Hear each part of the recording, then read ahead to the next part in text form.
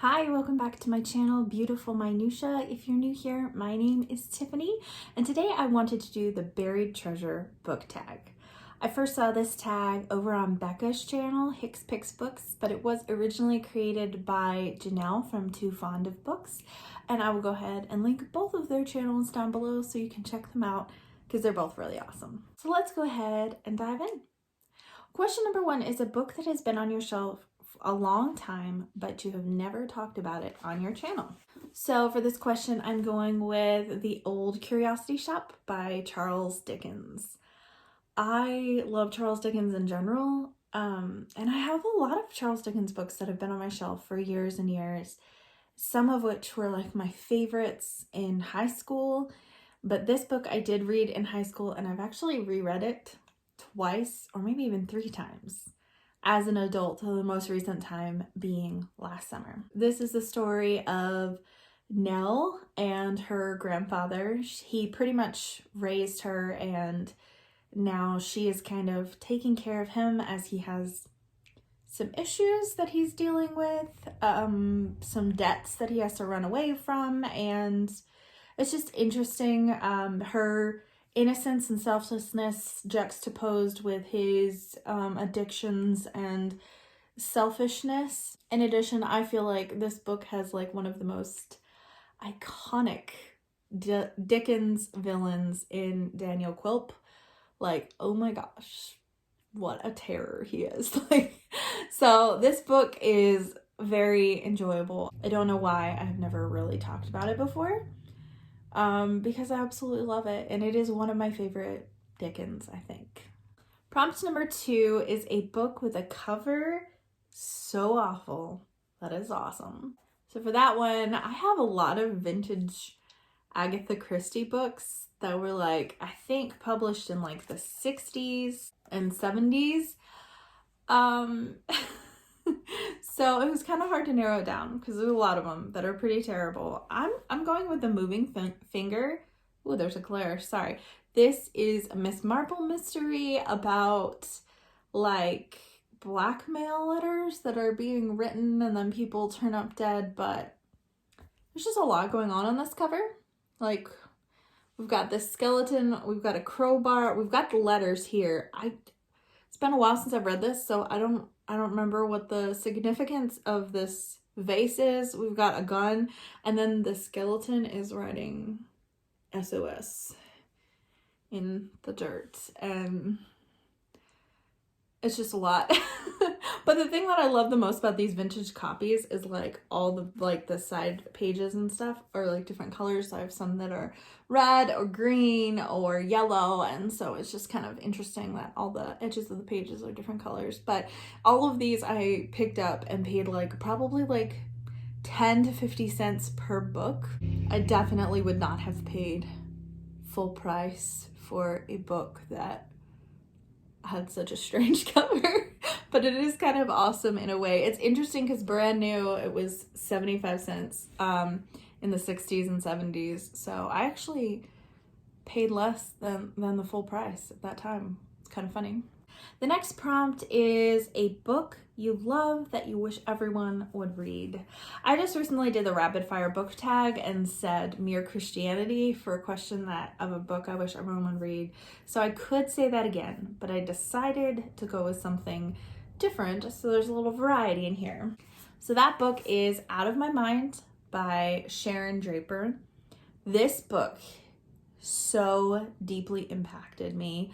I just read it for the first time like a year and a half ago, and I still think about it very frequently. This book is about Melody. I don't remember exactly which disability Melody has, but she is paralyzed and in a wheelchair, and she is unable to speak.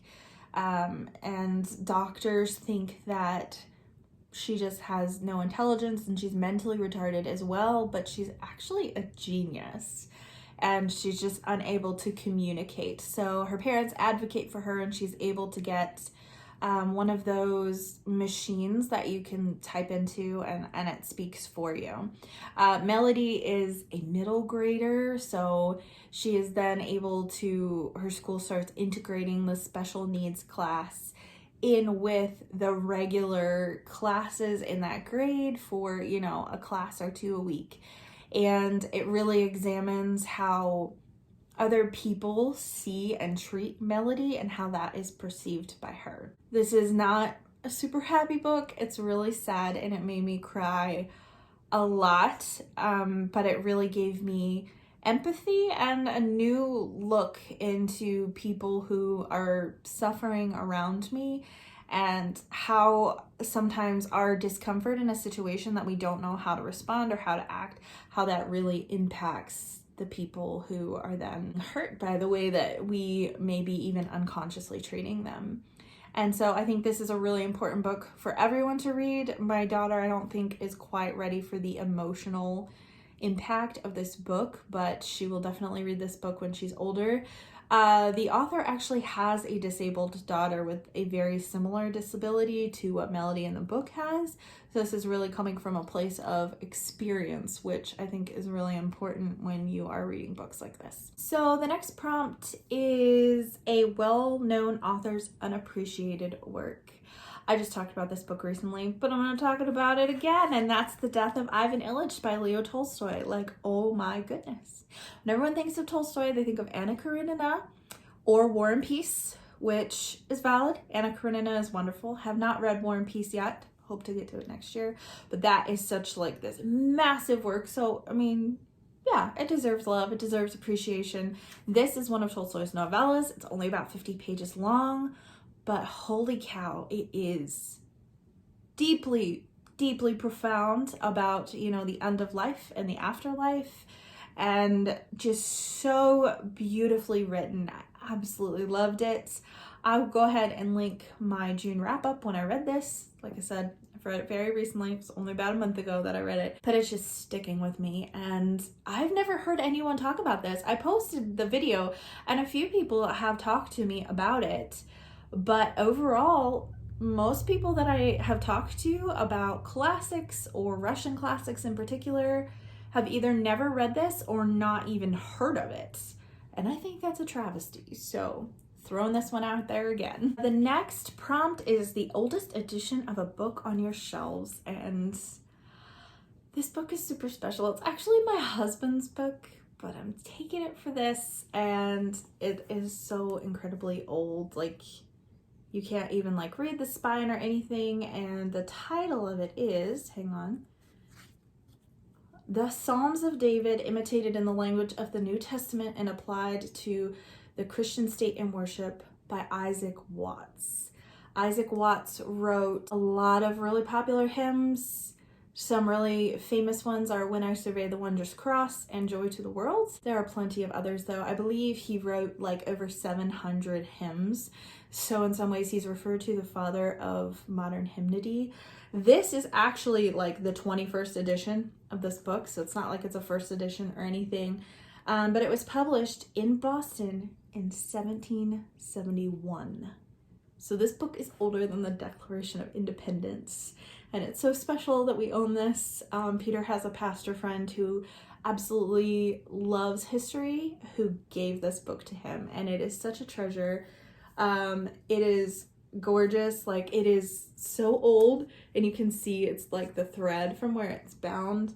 It's very fragile, but really, really special. And I love antique books in general, and I have quite a few that are over 100 years old, but nothing even close to this old otherwise, and it is just so special. The next prompt is an author you've never heard anyone else talk about. So I'm going with BookTube for this. I have heard people talk about this, obviously, because I found this book at some point.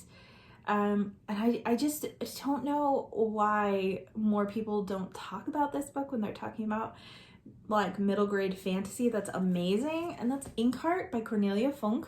Like, why do more people not talk about Cornelia Funke? Like, she's amazing. I think Inkheart came out in the early 2000s. I remember them making a movie about it, which bombed big time. But I didn't discover Cornelia Funke until Claire was a baby, and she's almost 9. So yeah, I didn't discover it until way, way later. And Inkheart is one of my favorite middle grade series. And when people talk about middle grade fantasy and stuff, they talk about Harry Potter. And I think Inkheart is way more creative, and just, it's only a trilogy, but I still think it's better. That's an unpopular opinion, I'm sure. I'm not saying Harry Potter is like the worst thing ever, because it's definitely like iconic in our culture and everything, but why do people never mention Inkheart when they're talking about like the best middle grade books from like 90s, early 2000s? I've literally never heard anyone mention Inkheart or Cornelia Funke at all on BookTube. So she also wrote The Thief Lord, which is really good. She wrote Dragon Rider, which I haven't read yet, but I do own. Ingrid the Brave. Really funny, really sweet, really unique story. And also she's German, so all her books are translated. So that's kind of fun. So if you are looking at any book challenges to read a translated work, Cornelia Funke. Prompt number 7 is a book you love from your shelves that you haven't read in over 5 years. So for that book, I'm going for this chunker, The Count of Monte Cristo by Alexandre Dumas. This was my favorite book for at least a decade. If anyone asked what my favorite book was, I always said The Count of Monte Cristo. I read it in high school, absolutely adored it, adored like the depth of the plot, and had so many different like quotes that I wrote down and stuff, but I have not reread it since like my early 20s. And so that's, 10 years ago that I haven't read it. So lately when people ask like what my favorite book is, like I don't list this anymore because I just haven't read it in such a long time. The same thing is true when I mentioned Great Expectations by Charles Dickens. That was my favorite Dickens in high school. I haven't reread it since high school. So I have a lot of classics that I want to reread that I haven't read since high school or my early 20s that I am just like dying to reread because I loved them then. So I'm kind of wondering how they stack up now. I'm in my 30s, so I'm just wondering, now that I'm in a different place of life, I'm, a parent, I've been married for over 10 years at this point. It's just, I'm wondering, being in a different stage of life, if it would still be one of my favorite books or not. Prompt number 8 is a book you remember reading in your childhood. And I actually have tons on my shelf over here that I read in my childhood that I made sure to get so I could share with my daughter.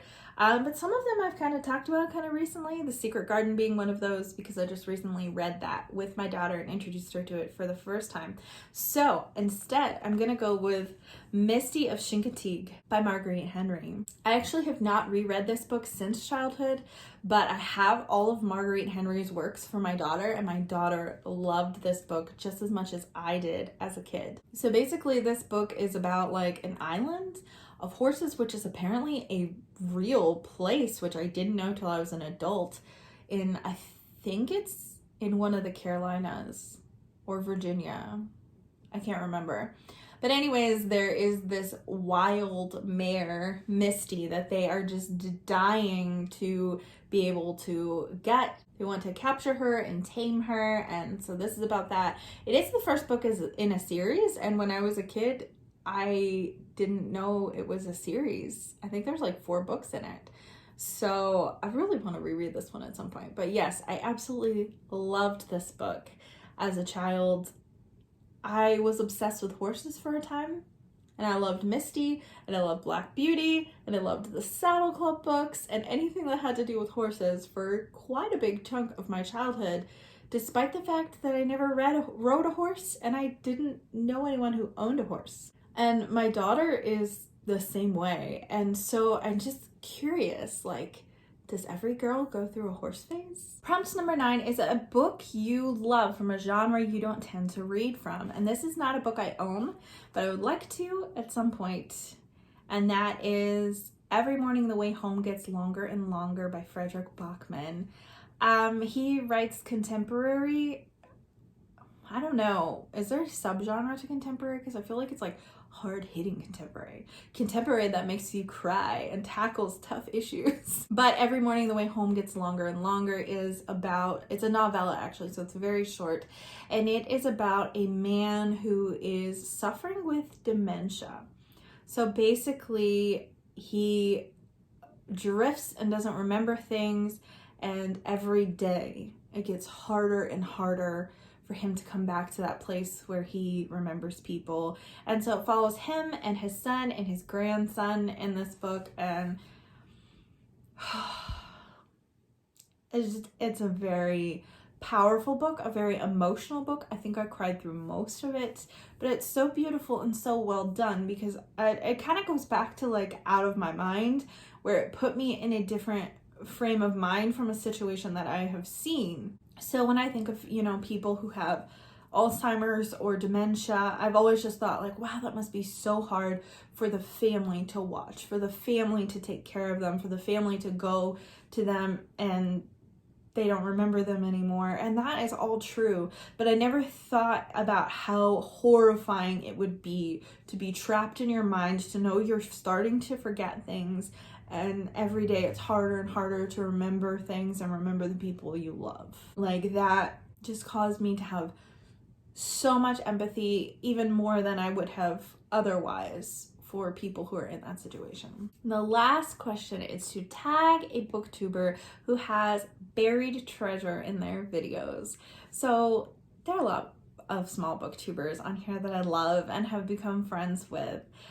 But for this, I have to say Ellie from Personal Cozy Project 2021. She is a newer booktuber and I just love her. She's the sweetest. She reads a lot of classics because her whole like genre of her channel is basically like cozy books. But my favorite one that she does is she does reading vlog segments that are entitled Blind Date with a Book.